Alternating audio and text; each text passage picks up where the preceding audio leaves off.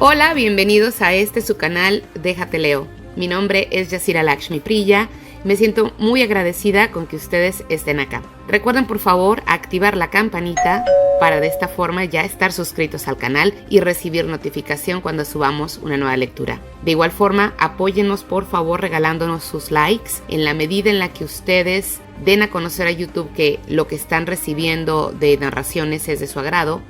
Pues ustedes también dan a conocer que el contenido del espacio vale la pena. Den a conocer de este canal, compártanlos con sus amigos, chequen la biblioteca, tenemos bastantes audiolibros que pueden disfrutar y estoy segura que les motivarán la mente y les inspirarán el corazón. Bueno, vamos a proseguir y finalizar con la lectura de la novela Frankenstein o El moderno Prometeo de la autora Mary Shelley. Pónganse cómodos y déjenles leo.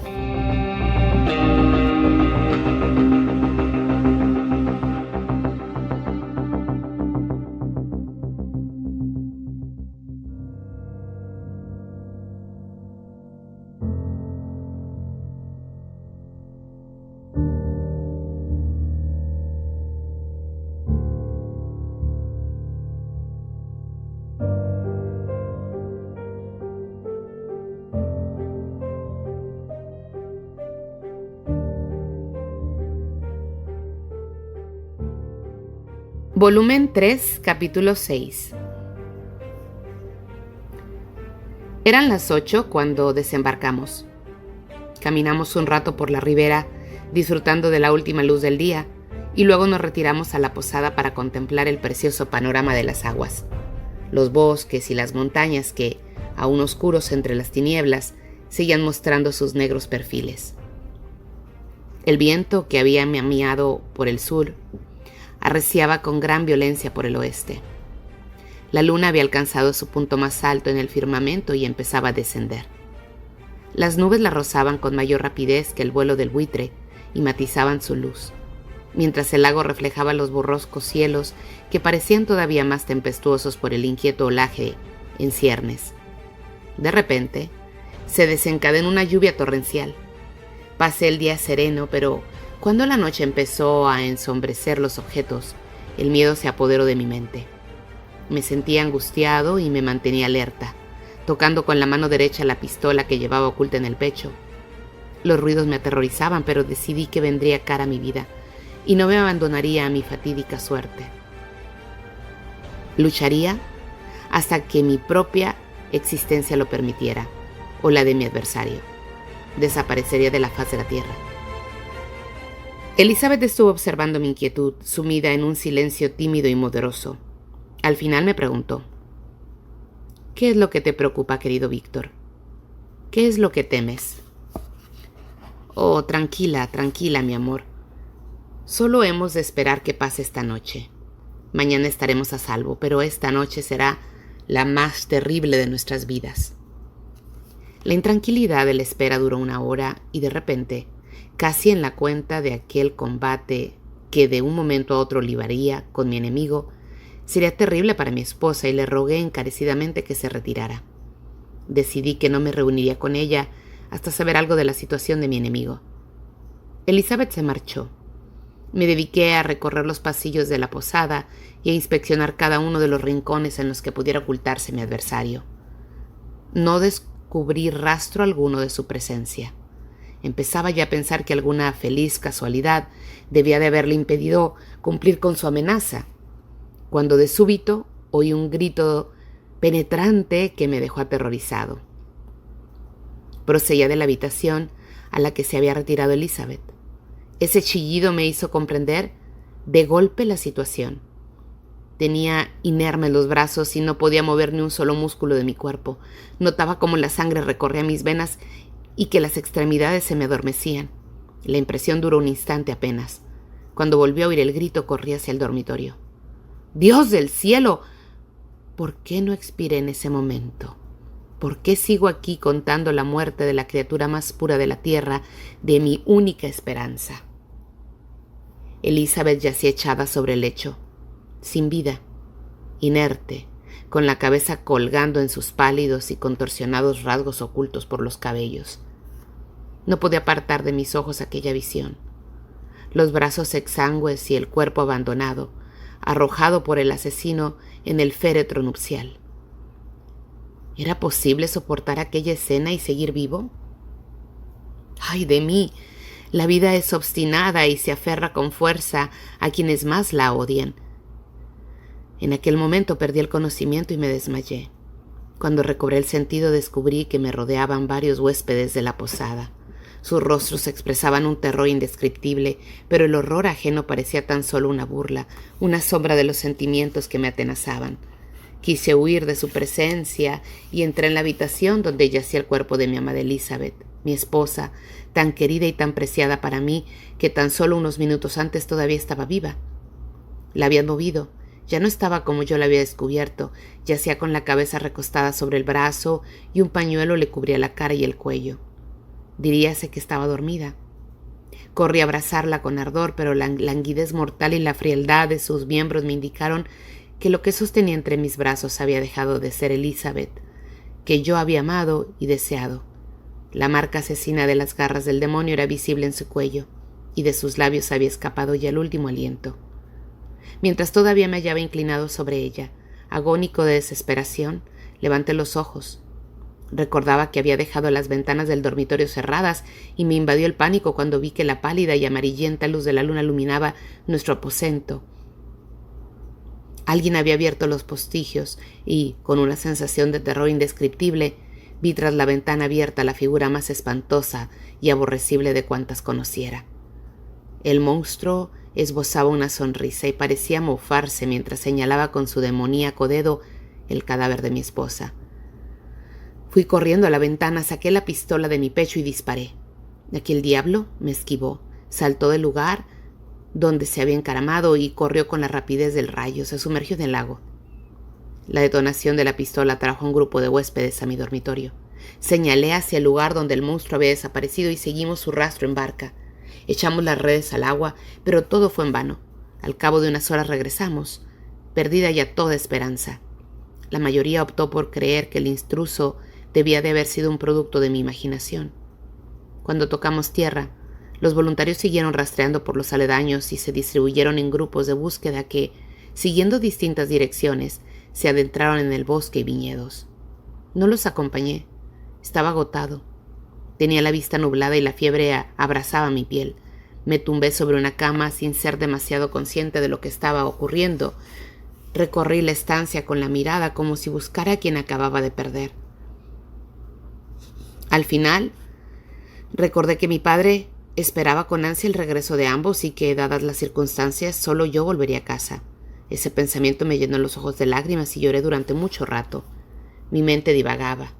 No podía dejar de pensar en mi desgracia y en aquella que se había causado. Me sentía confuso, envuelto en terroríficas brumas, desconcertado. La muerte de William, la ejecución de Justin, el asesinato de Clerval y, por último, el de mi esposa. Ni siquiera sabía si en ese momento los únicos amigos que me quedaban se encontraban a salvo de la maldad del demonio. Quizá mi padre estuviera debatiendo bajo los arpas del engendro en ese mismo instante y Ernest yaciera muerto a sus pies. La idea me estremeció y me hizo reaccionar. Me levanté y decidí regresar a Ginebra cuanto antes. No podía disponer de caballos y me vi obligado a regresar por el lago. Soplaba un viento desapacible, la lluvia caía torrencialmente, pero era casi de día y cabía esperar que esa misma noche podría alcanzar mi destino. Contraté a unos remeros y yo mismo cogí uno de los remos, pues el ejercicio físico siempre había calmado mis sufrimientos. No obstante, la tristeza que me embargaba y los nervios que había pasado no me permitieron hacer más esfuerzo. Aparte el remo y, apoyándome en la cabeza entre las manos, me dejé llevar por mis lúgubres pensamientos. Cuando levantaba la vista veía escenas familiares de tiempos más felices que tan solo el día anterior había contemplado en compañía de aquella mujer que ahora era ya una sombra y un recuerdo. Los ojos se me inundaron de lágrimas. Dejó de llover y vi juguetear a los peces en las aguas como hicieron unas horas antes. Elizabeth se había fijado en ellos. Nada hay más doloroso para el alma que un cambio súbito y definitivo. Aunque luciera el sol o las nubes amenazantes y cubrían el firmamento, nada sería igual que el día anterior. Un engendro me había arrebatado toda esperanza de felicidad futura. No había ningún ser que fuera tan desgraciado como yo, porque un suceso tan espantoso solo puede ocurrir una vez en la historia de la humanidad. ¿Por qué debería recrearme ahora en los incidentes que siguieron a ese suceso sobrecogedor? La mía ha sido una historia de terror que alcanzó su apogeo en aquellos tiempos. Lo que ahora debo contarle solo logrará que se aburra. Me basta con que sepa que mis amigos fueron muriendo uno tras otro. Quedé desconsolado. Me fallan las fuerzas, pero quiero contarle en pocas palabras el resto de mi monstruoso relato. Cuando llegué a Ginebra, mi padre y Ernest todavía seguían con vida. Mi progenitor se derrumbó al conocer las noticias que le traía. Es como si lo viera. Me partía el corazón tener que ver ese venerable anciano con la mirada perdida buscando a su sobrina, a quien tanto adoraba, suspirando por aquella muchacha que era más que una hija, anhelando la presencia de Elizabeth, a quien dispensó todo el afecto que pueda sentir un hombre que, en la última etapa de su vida, y tras haber perdido ya a otros seres queridos, se aferra con ansia a los familiares que le quedan. Maldito, maldito sea el demonio que acarreó tanta desgracia a estas respetables canas y condenó a este hombre a vivir en la desdicha para siempre. Mi padre no soportó la cadena de fatalidades que le habían sobrevenido y tuvo un ataque de apoplejía. Al cabo de unos días murió en mis brazos. Quizás se preguntará qué me sucedió a partir de entonces. Confieso que no lo sé. Perdí toda noción de la realidad. El yugo y las tinieblas eran lo único que me acosaba. A veces soñaba que cambiaba por prados en flor y por linos valles con los amigos de mi infancia, pero al despertar descubría que me hallaba en una mazmorra. Me sumía entonces en un estado melancólico. Poco a poco empecé a recobrar el juicio y a ser consciente de mis desgracias, hasta que logré librarme de mi prisión. Me diagnosticaron locura, y durante varios meses, según tengo entendido, mi morada fue una celda solitaria. Pero la libertad de nada me habría sabido ni servido si el recobrador de la razón no hubiera recuperado a sí mismo las ansias de venganza. A medida que el recuerdo de mis pasados infortunios fue haciendo mella en mí, empecé a reflexionar sobre su causa. Aquel monstruo que yo había creado, el demonio miserable que había traído al mundo para mi propia destrucción. Cuando pensaba en él, me poseía una ira salvaje y rogaba fervientemente poder atraparlo para descargar mi desfavorable venganza sobre su odiado cuerpo. Decidí canalizar el odio que sentía hacia fines más constructivos y me puse a cavilar sobre cuál sería el mejor medio para dar con él. Con ese propósito, un mes después de mi liberación acudí al despacho de un juez de la ciudad y le dije que quería presentar una denuncia. Le conté que conocía al asesino, que había destruido a mi familia, y le pedí que ejerciera toda su autoridad para ordenar su captura. El magistrado me escuchó con atención y amabilidad. Le aseguro, señor, que no escatimaré esfuerzos ni medios para descubrir al malhechor. Se lo agradezco. Le ruego que escuche la declaración que deseo hacer. No le negaré que mi relato es muy extraño. Es más, habría temido que usted no me creyera si no fuera por un hecho. Reconozco que asombroso, que puede dar fe de su veracidad. La historia es coherente, no es fruto de mi delirio y además nada gano con mentirle.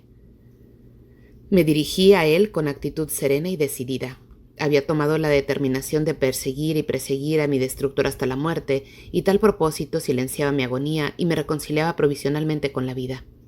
Le relaté mi historia con una brevedad no exenta de firmeza y precisión, señalándole las fechas con detalle y sin caer en improperios o lamentaciones. El juez se mostró incrédulo al principio, pero a medida que iba explicándole mi vida empezó a presentarme mayor atención, dado el interés de mi relato. Vi que en ocasiones se estremecía de horror y que su semblante reflejaba una viva sorpresa en absoluta escéptica. Cuando concluí mi narración le dije: «Yo acuso a ese ser y le pido que ejerza toda su autoridad para ordenar su búsqueda y captura. Es su deber como magistrado y confío y espero que como persona no siente escrúpulos a la hora de ejercer su función en el caso que nos ocupa». Mi discurso provocó un gran cambio en el rostro de mi interlocutor. Había escuchado mi historia con esta condescendencia que se dedica a los cuentos de fantasmas y fenómenos sobrenaturales, pero cuando le pedí que actuara oficialmente en el caso, volvió a mostrarse incrédulo. No obstante, me respondió con gran cortesía: «De buena gana le proporcionaría toda la ayuda necesaria para dar caza a este criminal, pero la criatura de la que me habla parece tener unos poderes que pone a prueba nuestras capacidades». ¿Quién puede seguir a un animal capaz de atravesar un mar de hielo y habitar en cuevas y guaridas donde ningún hombre se aventura y entra? Además, han pasado ya varios meses desde que esos crímenes se cometieron y nadie sabría decir a ciencia cierta hacia dónde se dirige o en qué región habita. Estoy seguro de que se esconde cerca de donde vivo. Si se ha refugiado en los Alpes, podría darle caza como si fuera una gamuza y matarlo como cualquier animal de presa. Adivino lo que piensa, señor juez. No se ha creído mi historia y no tiene la intención de perseguir a mi enemigo y aplicarle el castigo que merece. La rabia se reflejaba en mis ojos a medida que hablaba. El juez estaba intimidado. Se equivoca, protestó el magistrado. Emplearé todos los recursos que estén en mi alcance y, si está en mi poder capturar al monstruo, le aseguro que sufrirá el castigo que sus crímenes merecen. Pero temo que, dadas las características del sujeto que me acaba de describir, será una tarea imposible para nosotros y que, a pesar de que tomemos todas las medidas necesarias, usted tendrá que mentalizarse y aceptar la derrota. De ningún modo, protesté yo. Sé que mis palabras son inútiles y que mi deseo de venganza no le ha conmovido en absoluto. Sé que ese frenesí es un defecto, pero le confieso que es la única pasión que me devora entre las entrañas. Siento una rabia indecible al pensar en el asesino que yo traje al mundo. Sigue con vida. Usted se niega a atender mi petición, que es justa, y ahora solo me queda una alternativa. Hasta el final de mis días me consagraré en cuerpo y alma en su destrucción. Temblaba de nervios al hablar con el juez. Mi arrebatada actitud poseía algo de esa fiereza arrogante que dicen que caracteriza a los antiguos mártires. Pero para un magistrado ginebrino, con la mente ocupada en asuntos que nada tienen que ver con el sacrificio ni el heroísmo, tan altas miras debían de parecerle una locura. Procuró tranquilizarme como una niña calma a un niño y atribuyó mi historia a los efectos del delirio. «¿Cómo puede ser usted tan ignorante?», exclamé. «Y presume de ser un sabio. Calle, no sabe usted de lo que habla». Salí de su despacho colérico y alterado y me encerré en casa para pensar en otro modo de ver cumplidos mis deseos y lograrlos. Capítulo 7. Me sentía incapaz de hilvanar mis pensamientos con coherencia. Me dominaba la furia y solo mi instinto de venganza me permitía hacer acopio de mis fuerzas y controlar la compostura. El desquite moldeó mis sentimientos y me permitió mostrarme calculador y sereno en unos momentos en que me había abandonado al delirio, a la muerte. La primera decisión que tomé fue marcharme a Ginebra para siempre. Mi país, que cuando era feliz y me sentía amado me había resultado tan querido, se volvió aborrecible en la adversidad. Reuní cierta suma y unas cuantas joyas que había pertenecido a mi madre y partí. Inicié entonces un errático viaje que solo concluiría con mi muerte. Recorrí gran parte de la planea y soporté todos los tormentos a que suelen enfrentarse los viajeros que cruzan desiertos y territorios salvajes. A duras penas logro entender cómo llegué a sobrevivir. Fueron muchas las veces que me tendí vacilante sobre arenosas extensiones rogando porque la muerte viniera a mi encuentro. Pero la venganza me mantuvo con vida. No osaba morir y dejar vivo a mi adversario. Al marcharme de Ginebra, mi primer empeño fue obtener alguna pista que me indicara hacia dónde se dirigía la huella de mi diabólico enemigo. No tenía un plan concreto y me rodeé durante horas por los alrededores de la ciudad sin saber qué camino debía emprender. Cuando se hizo de noche me encontré frente a la entrada del cementerio donde William, Elizabeth y mi padre descansaban. Entré y me acerqué a las tumbas donde estaban enterrados. Reinaba el silencio y solo se oían las hojas de los árboles que el viento agitaba con suavidad. En esa noche cerrada la escena habría resultado solemne e impresionante, incluso para un observador neuronal. Los espíritus de los fallecidos parecían envolver al doliente y sumirlo en una invisible neblina de manifiesta presencia. El profundo dolor que la escena desencantó en mí no tardó en convertirse en rabia y desesperación. Ellos estaban muertos y yo vivo. Su asesino también vivía y para destruirlo me veía obligado a llevar una fatigosa existencia. Me arrodillé en la hierba y besé la tierra. «Juro por la tierra sagrada en la que me he postrado», exclamé con trémulos labios, «por las sombras que me rondan, por el profundo y eterno dolor que siento, y por ti, oh noche, y por los espíritus que presiden tu curso, juro que perseguiré al demonio que ha causado tanta desgracia hasta que él o yo perezcamos en mortal combate. Solo con este objetivo conservaré la vida. Para cumplir la codicia y la venganza volveré a contemplar el sol y a hollar los verdes campos que en otras circunstancias ya habría desaparecido de mi vista para siempre. Yo os invoco, espíritus de los muertos, y también os invoco a vosotros, ángeles vengadores, para que me ayudéis y guiéis en mi labor, que el maldito e infernal monstruo apure el cáliz a la angustia, que sienta la desesperación que a mí me atormenta. Empecé mi juramento con solemnidad y con un sobrecogimiento producido por la certeza de que las sombras de mi familia asesinada escuchaban y aprobaban mi invocación. Pero hacia su conclusión, las furias dominaron mis sentimientos y la rabia ahogó mis palabras. En la quietud nocturna, una carcajada diabólica respondió a mí. Resonó en mis oídos dolorosamente y las montañas me volvieron su eco. Noté como si el infierno se burlara de mí. En ese momento hubiera podido caer presa del frenesí y poner término a mi miserable existencia. Pero mi juramento había sido escuchado y tenía que reservarme para la venganza. Aquella risa se extinguió y una aborrecible voz harta, conocida, se acercó a mí y susurrándome al oído me dijo: «Tus palabras me complacen, miserable desdichado. Has decidido vivir y eso me satisface».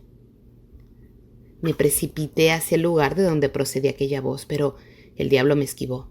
De repente, la ancha esfera de la luna surgió en el cielo e iluminó al fantasmagórico y deforme cuerpo del engendro que huía a una velocidad sobrehumana.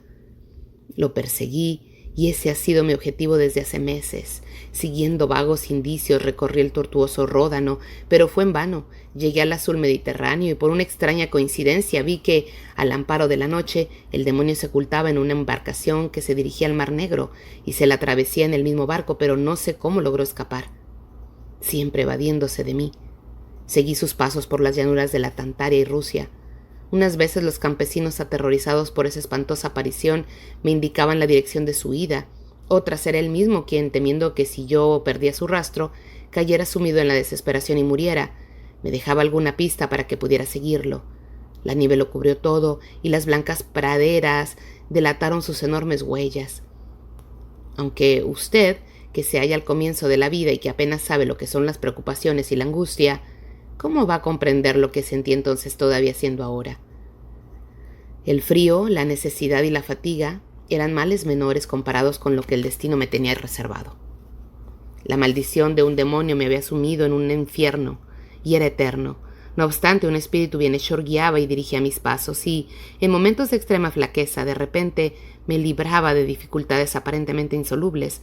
En ocasiones, cuando mi naturaleza cedía a los embates de la hambruna y desfallecía de agotamiento, descubría que alguien me había dejado víveres en el desierto para que repusiera mis fuerzas. La comida era muy pobre, como las que suelen tomar los campesinos de esos países, pero no me cabía duda de que la habían depositado en mi camino los espíritus a cuyo auxilio me encomendaba. En tiempos de sequía, cuando ni una sola nube se divisaba en el firmamento, la sed agrietaba mis labios, un pequeño cúmulo se oscurecía de repente en el cielo, soltaba unas gotas para revivirme y desaparecía.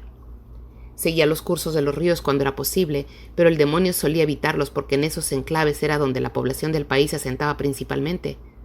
En el resto de los territorios apenas había presencia humana, y los animales salvajes que se cruzaban en mi camino me servían de alimento. Como podía pagar por sus servicios, conseguí el favor de los hogareños del lugar, a quienes obsequiaba también con lo que me sobraba de la casa para compensarles el detalle de haberme dejado utilizar el fuego y los útiles para cocinar. Vivía una exquisita existencia que me resultaba odiosa y solo durante el sueño era feliz. Oh, bendito reposo. Cuando me sentía muy desgraciado, me tumbaba para descansar y los sueños me acumulaban hasta hacerme creer que era dichoso. Los espíritus que me protegían me concedieron unos momentos de felicidad, horas más bien, para reponer fuerza y seguir con mi peregrinaje. Si no hubiera sido por su auxilio, me habría dado por vencido. Durante el día, la esperanza de que llegara la noche me daba ánimos y me confortaba, porque en sueños veía a mis amigos y mi esposa y mi amado país. Volví a contemplar el semblante benévolo de mi padre, a oír la melodiosa voz de mi Elizabeth y a ver a Clerval disfrutando de una saludable juventud. A menudo, cuando la penosa marcha me dejaba exhausto, Me persuadía de que estaba soñando y de que al llegar la noche volvería a la realidad y caería en brazos de mis sentidos amigos. Sentía por ellos un cariño angustioso. Me aferraba a sus queridas formas cuando se me aparecían, incluso durante la vigilia, y me había convertido a mí mismo y convencido de que todavía estaban vivos. En esos momentos logré serenar mis creencias y mis ansias de venganza y proseguí mi camino de destrucción como si fuera una tarea que me había impuesto el cielo, siguiendo el impulso mecánico de un poder del que yo era inconsciente y no como un ardiente deseo de mi corazón. Ignoraba los sentimientos, los que se albergaban de ese ser a quien yo perseguía. Es cierto que para guiarme me dejaba a veces unos mensajes escritos en la corteza de los árboles o tallados en las piedras que instigaba mi furia. Mi reino aún no ha llegado a su fin. Palabras que leía en algunas inscripciones. Mientras vivas, mi poder será absoluto. Sígueme. Pretendo llegar a las nieves perpetuas del norte para que sientas las inclemencias del frío y vivas en una atmósfera glacial que a mí no me resulta dañina. Si no tardas mucho en seguir mi rastro, encontrarás una cervantilla muerta. Come y repon tus fuerzas. Ven, enemigo, a mi encuentro. Todavía no ha llegado el momento de luchar por nuestras vidas. Hasta entonces tendrás que soportar largas horas de penurias. Guárdate tus escenarios, demonio. Juro de nuevo que me vengaré. Juro, miserable diablo, que viviré para ver tu calvario y tu muerte. Solo abandonaré la búsqueda cuando uno de los dos perezca. ¿Con qué éxtasis me reuniré entonces con Elizabeth y con quienes ya me han destinado su recompensa por mis denodados esfuerzos y mi terrible peregrinaje? A medida que avanzaba hacia el norte, la nieve se iba espesando y el frío se hizo insoportable. Los campesinos se habían encerrado en sus casuchas y solo los más osados salían a cazar algún animal al que el hambre hubiera obligado a abandonar su refugio en busca de presa. El hielo solidificó los ríos y la pesca se convirtió en tarea imposible, por lo que tuve que renunciar a mi principal fuente de alimentación. El triunfo de mi enemigo se iba consolidando cuanto más arduos eran mis esfuerzos. Una de las inscripciones que me dedicó decía: «Prepárate, tus penurias no han hecho más que empezar. Envuélvete en tus pieles y busca alimento porque no tardaremos en iniciar un viaje en el que tus sufrimientos satisfacerán el eterno odio que me inspiras». Esas palabras de sarcasmo dieron alas a mi valor y me hicieron perseverar. Decidí no desfallecer hasta llevar a cabo mi propósito. Tras pedir al cielo que me asistiera, seguí atravesando inmensas explanadas con una confianza inquebrantable hasta que el mar apareció a lo lejos, confundiéndose con la línea del horizonte. ¡Ah, qué destino era de los mares azules del sur! El hielo lo cubría por completo y tan solo se diferenciaba de la tierra por su aspecto más salvaje y abrupto. Los griegos lloraron de alegría cuando vieron el Mediterráneo desde las colinas de Asia y celebraron enardecidos el fin de sus sufrimientos. Yo, en cambio, no lloré. Me arrodillé y, con el corazón hinchado de gozo, agradecí a mi espíritu protector que me hubiera conducido sano y salvo al lugar donde, a pesar de los sarcasmos de mi adversario, esperaba lucha cuerpo a cuerpo contra él. Unas semanas antes había conseguido un trineo y unos perros que me permitieron adentrarme en la nieve y una velocidad inconcebible. No sabía si el demonio contaba con los mismos recursos que yo, pero descubrí que desde hacía días empezaba a acortar la distancia que nos separaba. Cuando finalmente divisé el océano, el monstruo se hallaba solo a una jornada de camino. Confiaba en que podía interceptarlo antes de que llegara a la otra orilla. Aceleré la marcha con renovado coraje y al cabo de 2 días llegué a un triste barraca situada junto al mar. Pregunté a los habitantes del lugar si habían visto al engendro y me dijeron una información muy precisa. Me contaron que un monstruo gigantesco, armado con un rifle y varias pistolas, había llegado de noche a una casita solitaria. Sus moradores se dieron a la fuga aterrorizados por su horrible aspecto. El monstruo saqueó la despensa donde se guardaban los víveres para el invierno y los cargó en un trineo guiado por una manada de perros. Esa misma noche enganchó los animales al vehículo y ante el asombro de los aldeanos, conmocionados por el terror, reanudó su travesía por un mar sin dirigirse a tierra firme. Se comentó que ese ser iba al encuentro de su propia muerte y que fallecería a causa de la rotura del hielo congelado y sepultado bajo las nieves eternas. Esa historia me sumió en una desesperación que no tardé en acallar.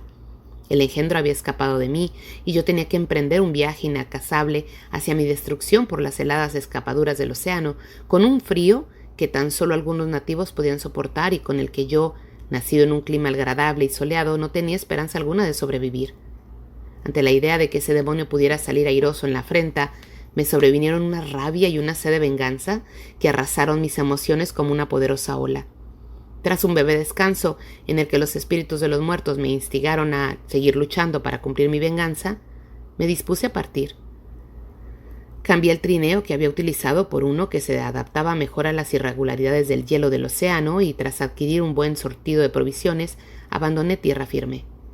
Soy incapaz de decirle cuántos días transcurrieron, pero le aseguro que soporté unas calamidades que solo las sempiternas ansias de desquite que animaban mi corazón pudieron ayudarme a superar. Unas inmensas y escaparadas montañas de hielo se interponían a menudo en mi camino. Oía el rugido del requebrajado firme marítimo como si fuera una amenaza de muerte. Pero de nuevo llegaron las heladas y volvieron a ser transitables los caminos del mar. Deduje, a partir de la cantidad de provisiones que había consumido, que mi viaje debía de haber durado unas 3 semanas. La esperanza, que no había dejado de alimentar en mi corazón, empezaba a arrancarme amargas lágrimas de desconsuelo y dolor. La desesperación hizo presa en mí, y me habría dejado vencer por mis infortunios si no hubiera sido porque un día, cuando los pobres animales que transportaban mi carga con penosos esfuerzos corrieron a la cima de una escarpada montaña helada, y uno de ellos, víctima de la fatiga, falleció, contemplé la inmensidad que se abría ante mis ojos y con angustia, y de repente divisé una mancha oscura en el lúgubre llano. Escruté con la mirada ese objeto para determinar lo que era, y proferí un salvaje grito de éxtasis al distinguir un trineo y, montada en él, la distorsionada figura de un cuerpo que me resultaba familiar. La esperanza, como un torrente desbordado, renació en mi corazón. Los ojos se me inundaron de lágrimas de agradecimiento que enjuagué a toda prisa para que no me ocultaran la aborrecible visión. No lo logré. Mi vista siguió empañada hasta que, sediento a las emociones que me atenazaban, me eché a llorar. No había tiempo que perder. Desenganché el perro muerto del resto de la manada, di a mis animales una buena ración de comida y, tras unas horas de reposo, que era absolutamente necesaria aunque a mí me llenara de amarga inquietud, emprendí de nuevo el camino. El trineo enemigo abría la marcha y ya no volví a perderlo de vista, salvo en las ocasiones en que quedaba oculto tras algún risco formado entre los bloques de hielo. Fui acortando la distancia ostensible y cuando al cabo de días de viaje vi que mi adversario se hallaba a un poco más de 1,5 kilómetros, me inundó la alegría. Pero en el momento en que parecía que iba a darle alcance, perdí toda esperanza. La criatura desapareció de mi vista. De repente, se oyó un gran estruendo del suelo helado al quebrarse, que mientras las aguas se enardecían y crecían amenazantes con cubrirme, cobró una horrenda intensidad. Aceleré la marcha, pero fue en vano. El viento arreció, el mar bramaba, y con el poderoso impacto de un terremoto, el océano se abrió y partió con un ruido tremendo y sobrecogedor.